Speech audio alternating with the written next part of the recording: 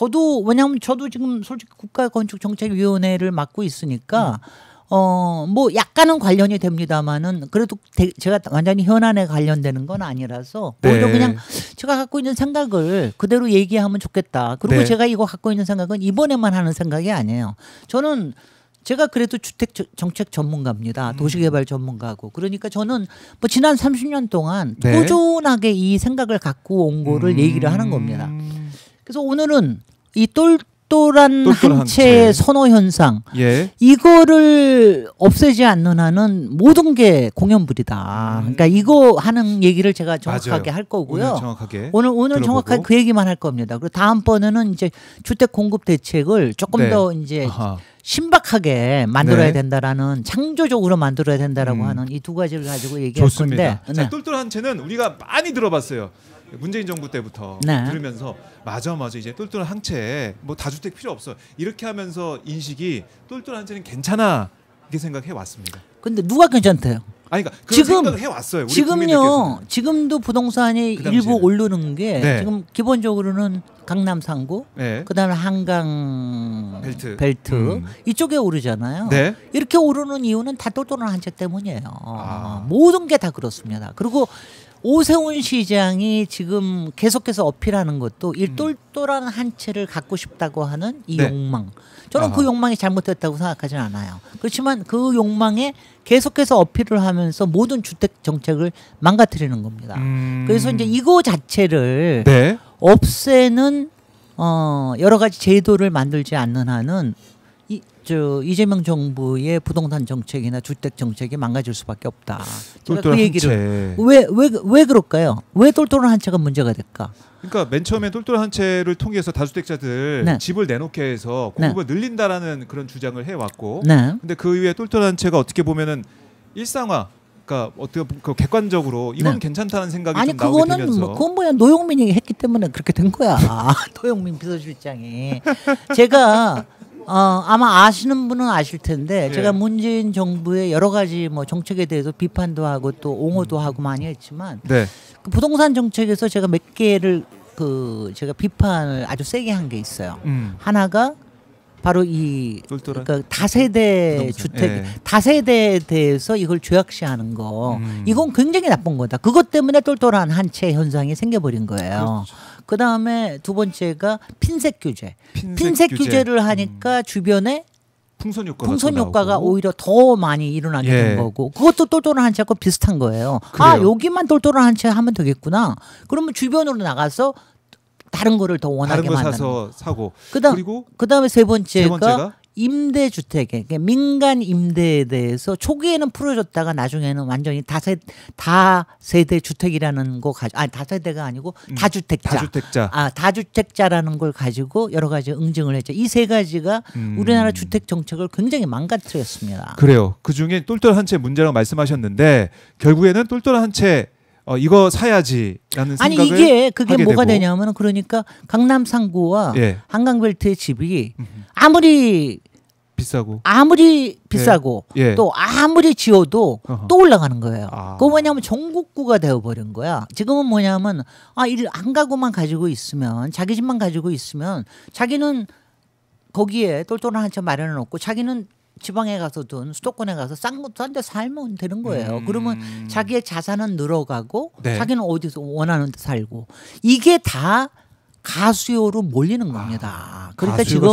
지금요 제가 그 오세훈 시장이 재개발 재건축을 해서 뭘 올리겠다 이런 얘기할 때마다 제가 가소로운 게 정말 가소로운 게 왜냐하면 이거 기본적인 걸 고치지 않는 한은 계속해서 기름을 부어 올리는 것밖에 안 돼요. 서울은 집값이 오를 거다. 그리고 지금은 강남이나 한강벨트뿐만 아니라 주변에도 퍼질 거다. 그러면 자꾸 똘똘한 한 채를 사러 전국의 사람들이 모입니다. 전국에 특히 지방에 부자들 많거든요. 그러면 지방은 지금 어차피 부동산이 떨어진단 말이죠. 그러니까 이 떨어지는 것들을 놔두고 여기는 그냥 임대로 살자. 그리고 서울에 살라고 계속해서 가가지고 하는 거야. 계속 수요 공급은 한정돼 있는데 강남 한강벨트 한정돼 서울 아파트 넓혀도 그 정도 한정돼 있는데 그걸 사고 싶은 사람들은 지방까지 다 널리 퍼져 있기 때문에 이런 그러니까 이거 자체를 너무 많아. 이거 자체를 이런 현상 자체를 없애는 걸 하지 않으면은 그러면 어렵습니다. 그러면 이제 이걸 그러면 없애려고 그러면 어떻게 해야 될까요? 어떻게 없애야 됩니까? 두 가지예요. 하나는 다주택자, 네. 다주택자를 대상으로 해서 하는 게 아니라 모든 거는 재산세에 대해서 기본적으로 총액 기준으로 잡는 게 중요합니다. 그러면은 노영민도 뭐 서울 거를 팔든 어떻게 팔든 이런 거 아니에요. 아니 제가 왜 노영민 얘기를 하느냐면은 예. 제가 당시에 국회의원이었어요. 네. 당시에 국회의원일 때 솔직히 김진애 별로 깔 거 없잖아. 별로 깔 거 없는데 뭐로 깔았냐면 다주택자로 저를 깠어요. 예. 그 뭐냐면 제가 다세대 주택에서 사는 다주택자거든. 그건 뭐냐면 똑같은 겁니다. 네. 처음에 다주택자에 대해서 얘기가 나온 게 1가구 1주택에서 얘기 나온 게 뭐 때문이라고 나왔냐.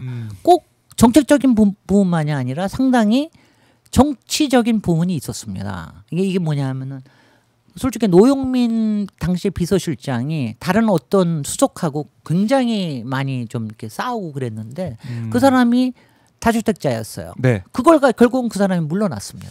그때 이제 서울 반포와 충북 청주 집이 있었는데 노영민은 그랬고 예. 또 다른 수석은 결국은 그 자리에서 물러났습니다. 아예 물러났고. 근데 그래서 물러난 이유 그때 그 사람이 아파트 2채를 가지고 있었던 이유가 상당히 개인적인 이유 때문이었어요. 그리고 뭐 밝히기 어려운. 그런데 그걸 가지고 이거를 말하자면 어떤 흠으로 잡게 하는데 네.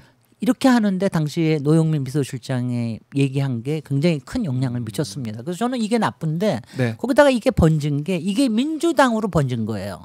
민주당에 당연히 번지면서 민주당에서도 네. 1가구 1주택이 선이다.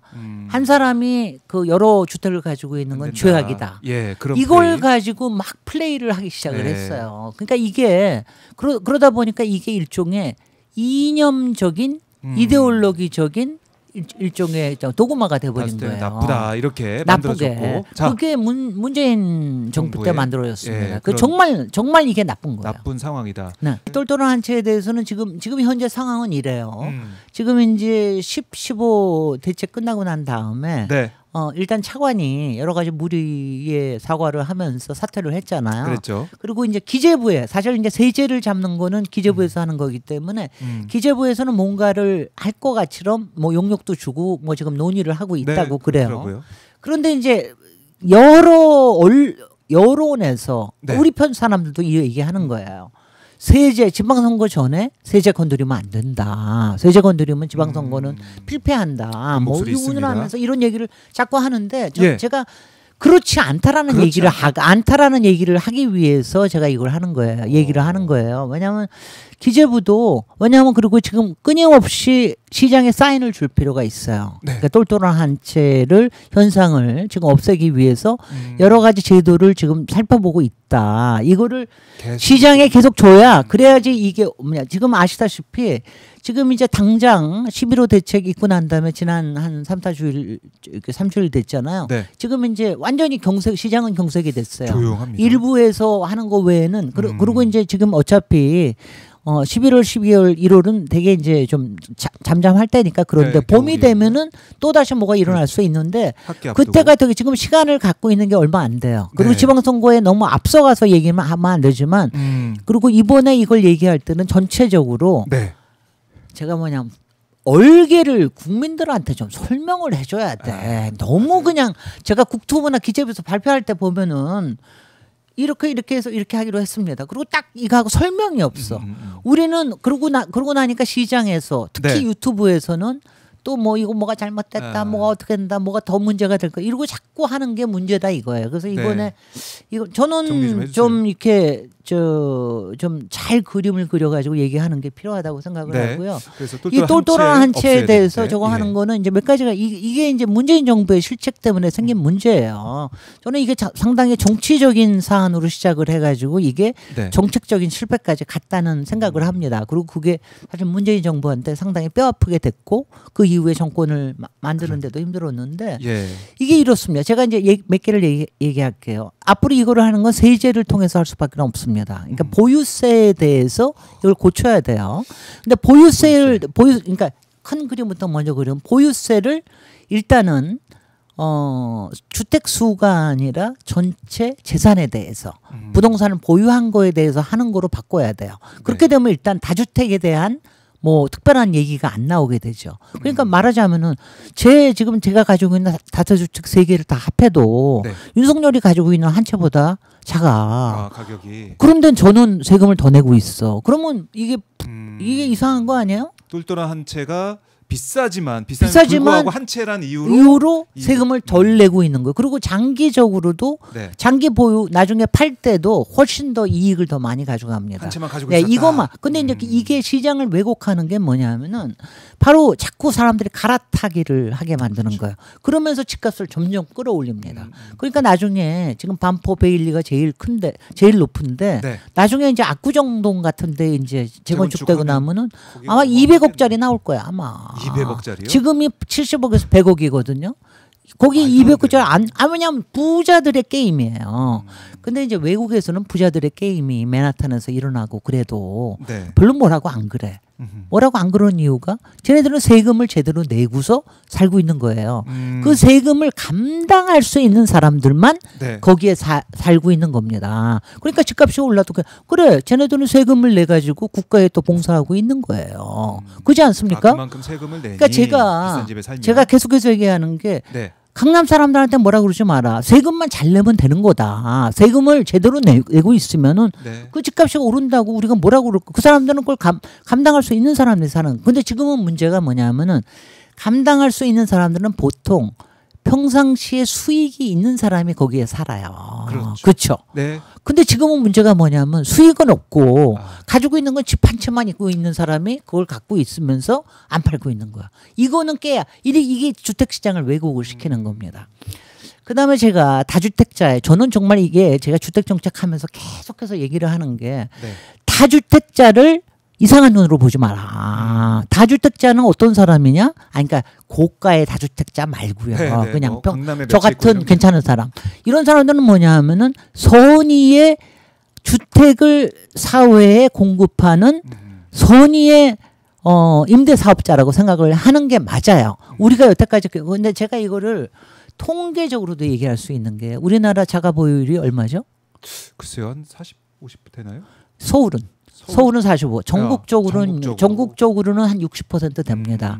근데 아시다시피 지금 주택 보급률이라고 하는 게 지방은 100에서 110%까지 간 데도 있어요. 근데 110%까지는 가야 주택 시장이 안정이 됩니다. 근데 서울은 문제가 한 94에서 96 사이에서 왔다 갔다 해요. 그러니까 서울은 계속 문제인 거야. 근데 이렇게 자가 보유율은 60%밖에 안 되지만 나머지는 뭐겠어요? 다 임대주택이지. 근데 그 40%의 우리의 공공임대는 얼마나 될까요? 공공임대? 여보 이런 숫자를 모든 국민이 외우고 있어야 되는 거야. 우리 공공임대가 얼마나 될 것 같아요? 글쎄 그렇게 많지 않을 것 두 자릿수가 안 됩니다. 그러니까 두 자릿수가 안 되고 그러니까 두 자릿수가 안 되고 그냥 9.2% 정도 돼요.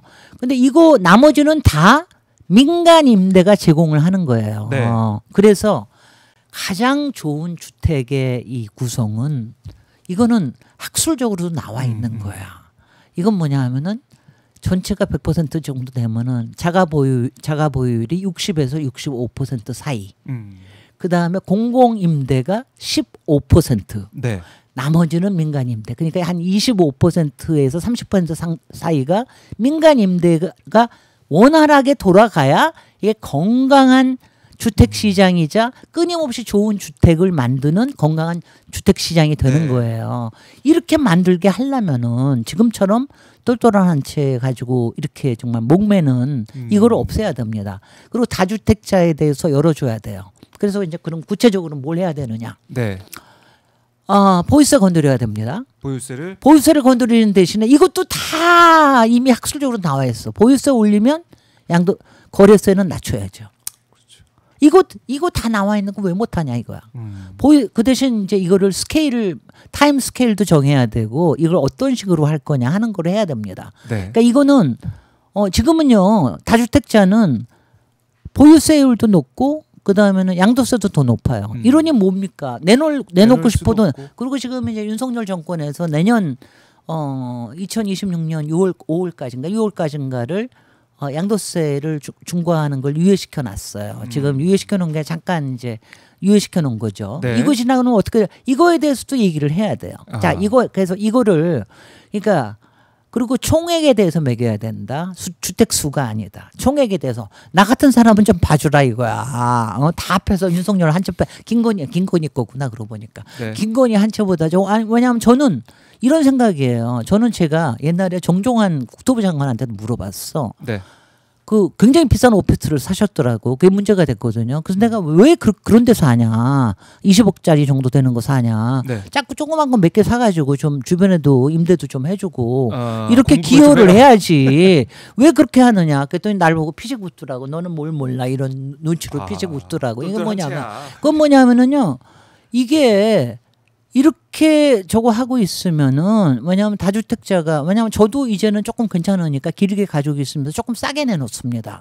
왜냐하면 저도 대출 다 갚고 이랬거든요. 그러면은 네. 이제 좀 그렇게 그거를 공공에서 관리를 할 수 있도록 해줘야 되는 거예요. 그리고 조금 좋게 하면은 나중에 세금도 좀 깎아주고 이런 식으로 이런 체계를 만들어야 되고요. 그래서 그리고 보유세하고 양도세, 보유세는 네. 올리고 거래세는 낮추는 거 이거 정확하게 해야 되고 그다음 세 번째 가장 중요한 게 이거예요.